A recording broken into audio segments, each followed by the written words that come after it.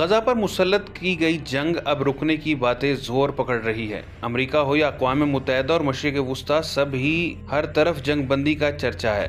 اس دوران حزب اللہ اور اسرائیل کے درمیان کشیدگی میں بھی بہت زیادہ اضافہ ہو چکا ہے۔ اب یہاں یہ نقطہ انتہائی اہمیت اختیار کر چکا ہے کہ اسرائیل غزہ کو تباہ و برباد کر کے اپنی تمام تر توجہ حزب اللہ پر مرکوز کرنا چاہتا ہے۔ غزہ میں جنگ بندی کا مطلب لبنان کی تنظیم حزب اللہ کے ساتھ اسرائیل کا بڑھتا ہوا تنازع دکھائی دے رہا ہے۔ جنگ کے ڈھول زور سے بج رہے ہیں۔ حزب اللہ نے 2006 کی جنگ کے بعد سے اب شمالی اسرائیل پر سب سے بڑا حملہ کیا ہے۔ حزب اللہ نے بدھ کو اپنی جنوبی سرحد سے اسرائیل پر 200 سے زائد میزائل اور راکٹ فائر کیے۔ اس سے ایک روز قبل اسرائیل نے 8 اکتوبر کو حزب اللہ کے سب سے سینئر کمانڈر طالب عبداللہ کو ایک حملے میں ساتھیوں سمیت شہید کیا۔ حزب اللہ کی حماس کو ہمیشہ سے حمایت حاصل رہی ہے۔ غزہ پر اسرائیل کی جنگ کے دوران بھی حزب اللہ اسرائیلی ٹھکانوں پر حملے کرتا رہا ہے۔ آئیے اب صورتحال میں بدلاؤ کی وجوہات کا جائزہ لیتے ہیں۔ سب سے پہلے بات کرتے ہیں غزہ کی، جہاں اسرائیل 7 اکتوبر سے اب تک 37,000 سے زائد فلسطینیوں کو شہید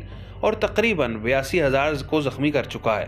غزہ اور رفح کے تقریباً 80% حصے کو تباہ کر دیا گیا ہے۔ 7 اکتوبر کی صبح سویرے حماس نے اسرائیل پر فضائی اور بحری زمینی حملہ کر کے 1100 سے زائد اسرائیلی ہلاک اور درجنوں زخمی کیے تھے۔ اس کے ساتھ ساتھ غیر ملکیوں سمیت 240 اسرائیلی شہریوں کے جاتے ہوئے ساتھ لے گئے۔ دفاع میں ناکامی کے بعد اسرائیل نے غزہ میں فلسطینیوں کی نسل کشی شروع کر رکھی ہے۔ مسلمان اور بالخصوص عرب ممالک نے اپنے فلسطینی بھائیوں کی نسل کشی پر چپ سادھ رکھی ہے۔ ایسے میں ایک غیر مسلم ملک جنوبی افریقہ نے عالمی عدالت انصاف میں اسرائیل کے خلاف درخواست جمع کرا دی۔ اس پٹیشن نے دنیا بھر کی توجہ حاصل کی اور پھر دیگر غیر مسلم ممالک نے بھی اس کی حمایت کی۔ اس دوران حزب اللہ ہر سطح پر فلسطینی عوام اور حماس کی معاونت کرتا رہا۔ اسرائیل پر نگاہ رکھنے والے تجزیہ کاروں کا یہ بھی ماننا ہے کہ غزہ کی جنگ بندی اسرائیل کی فوجی توجہ کو لبنان کی طرف منتقل کر سکتی ہے، کیونکہ 7 اکتوبر کے بعد سے حزب اللہ کے حملوں کا اسرائیل کو سامنا کرنا پڑا۔ الجزیرہ کی رپورٹ کے مطابق اسرائیل نے حزب اللہ کے ہر حملے کے بدلے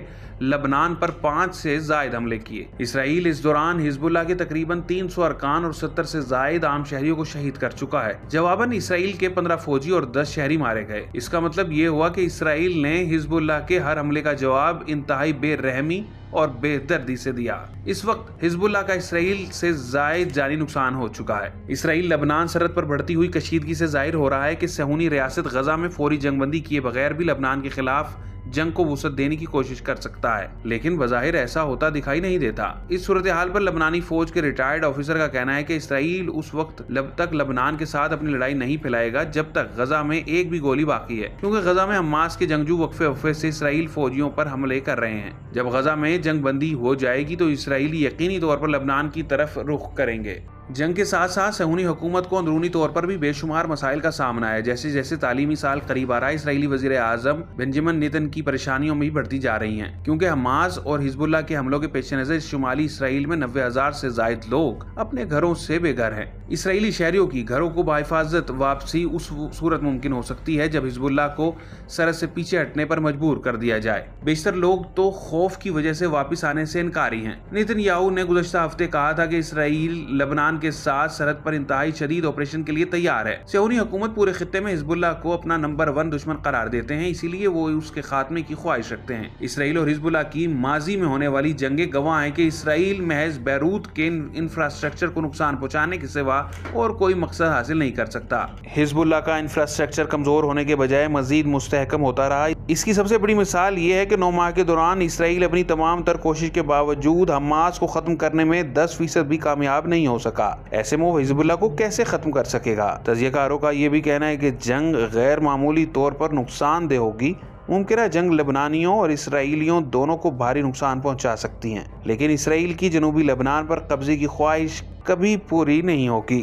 اسرائیل نے 1978 اور 1982 میں لبنان کی خانہ جنگی کے دوران جنوبی لبنان پر حملہ کیا۔ اس حملے کا مقصد فلسطینی گروہوں کو باہر نکالنا تھا۔ حزب اللہ لبنان کی ایک متحرک تنظیم ہے جس کا ایران کے ساتھ انتہائی قریبی تعلق ہے۔ لبنان پر آئے روز بڑھتے ہوئے حملوں کے رد عمل میں اس تنظیم کی بنیاد 1982 میں ڈالی گئی۔ اسرائیل نے 1985 سے 2000 تک جنوبی لبنان پر بھی قبضہ کر رکھا تھا۔ پھر حزب اللہ نے لبنانی افواج کے ساتھ مل کر اسرائیلی فوجیوں کو سرحد پار دھکیل دیا۔ اب 2024 میں اس حزب اللہ کو دنیا کی سب سے مضبوط تنظیم یا نان اسٹیٹ ایکٹر سمجھا جاتا ہے۔ اس کی عسکری اور سماجی صلاحیتیں حماس کے مقابلے میں کہیں زیادہ مضبوط اور طاقتور ہیں۔ حزب اللہ کے جنگجوؤں نے اب تک بڑے پیمانے پر اسرائیل کے شمالی علاقوں میں فوجی اہداف کو نشانہ بنایا ہے۔ غزہ جنگ کے دوران حزب اللہ تل ابیب کے اندر بھی حملے کر چکی ہے۔ اگر جنگ پھیلتی ہے تو پھر اسرائیل کے لیے پریشانیاں مزید بڑھ سکتی ہیں۔ حزب اللہ نے تازہ حملوں میں ایسے نئے ہتھیار بھی استعمال کیے ہیں جو اس نے میدان جنگ میں پہلے کبھی استعمال نہیں کیے۔ طیارہ شکن میزائل بھی فائر کیے گئے ہیں۔ حزب اللہ نے دعویٰ کیا ہے کہ ان میزائلوں نے اسرائیلی لڑاکا طیاروں کو بھاگنے پر مجبور کیا۔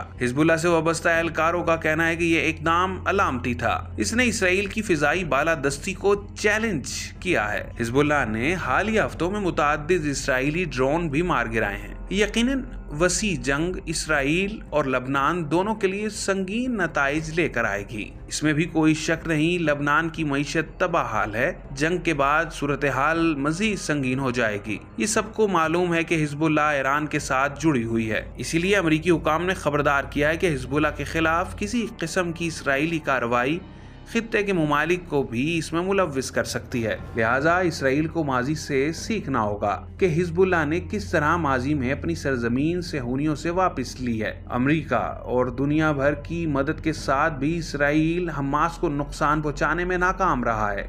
ایسے میں پھر وہ حزب اللہ کو کیسے صفائے ہستی سے مٹا پائے گا؟